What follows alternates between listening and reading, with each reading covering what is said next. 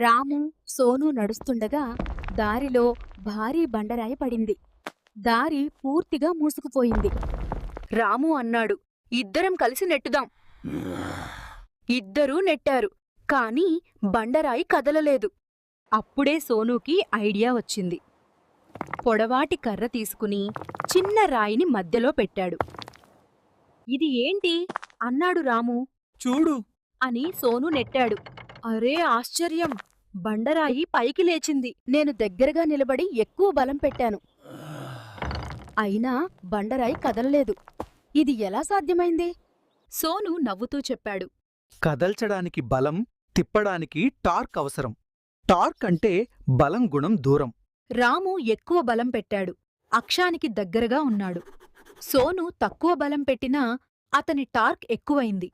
ఇద్దరూ అర్థం చేసుకున్నారు. ఫిజిక్స్ పుస్తకాల్లోనే కాదు, మన రోజువారీ జీవితంలో కూడా ఉంది.